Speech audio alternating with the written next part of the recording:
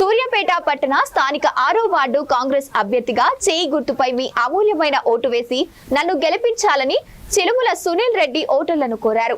6వ వార్డు అభ్యర్థిగా ప్రజలకు అందుబాటులో ఉంటానని, వారి సమస్యలపై పోరాడతానని హామీ ఇచ్చారు. 6వ వార్డు నుంచి కాంగ్రెస్ పార్టీ అభ్యర్థిగా నాకు టికెట్ ఇచ్చి అధిష్టానానికి లోకల్ పార్టీ నాయకులు రామ్ రెడ్డి, సర్వోత్తం రెడ్డి, పటేల్ రమేష్ రెడ్డి, వేనారెడ్డిలకు కృతజ్ఞతలు తెలియజేస్తున్నానని చిలుమల సునీల్ రెడ్డి అన్నారు.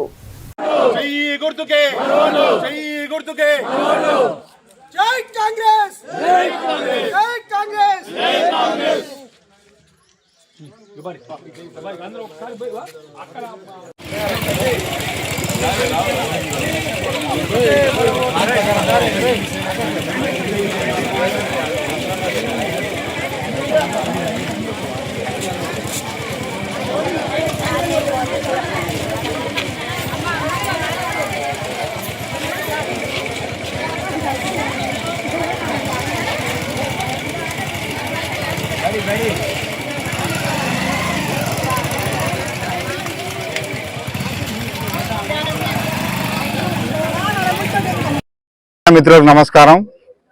ముఖ్యంగా కాంగ్రెస్ పార్టీ తరఫున 6వ వార్డు నుంచి కాంగ్రెస్ అధిష్టానం కానీ లోకల్ కాంగ్రెస్ పార్టీ నాయకులు సర్వోత్తం రెడ్డి గారు, రమేష్ రెడ్డి గారు అందరు కలిసి నాకు 6వ వార్డు నుంచి కాంగ్రెస్ పార్టీ అభ్యర్థిగా నన్ను పోటీలో నిలిపారు. ముఖ్యంగా కాంగ్రెస్ పార్టీ గత 2 సంవత్సరాల నుంచి చాలా అభివృద్ధి కార్యక్రమాలు చేసింది. ప్రజలకు అందుబాటులో ఉంటుంది.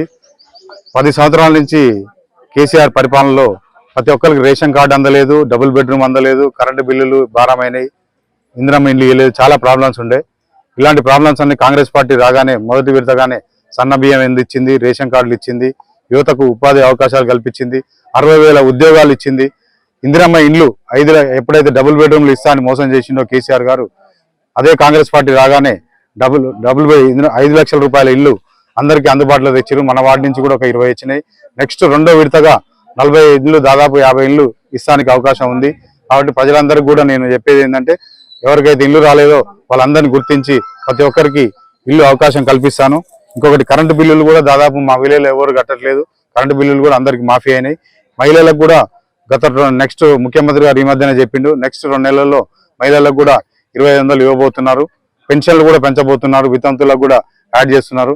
ఇవన్నీ కాంగ్రెస్ పథకాలు. లోకల్ గా వచ్చేసరికి నా పరంగా నేను గత 15 సంవత్సరాల నుంచి 6వ వార్డు ప్రజలందరికీ అందుబాటులో ఉంటూ ప్రతి ఇంటికి అటాచ్ అయ్యినాను. ప్రతి ఇంటికి ఏ సమస్య వచ్చినా కూడా అందరిని ఆదుకుంటూ ముందుకు పోతున్నాను. ఏ విధంగా సమస్య వచ్చినా, ఆర్థిక పరంగా వచ్చినా, ఇంకోటి ఏంటంటే ఇక్కడ ముత్యాలమ్మ పండుగ కానీ, మిగతా బోనాల పండుగలు కానీ, ప్రతి పండుగ గత 15 సంవత్సరాల నుంచి నేనే అందుబాటులో ఉండి, బొడ్రాయి పండుగ కానీ అందుబాటులో ఉండి పనిచేసుకుంటూ పోతున్నాము.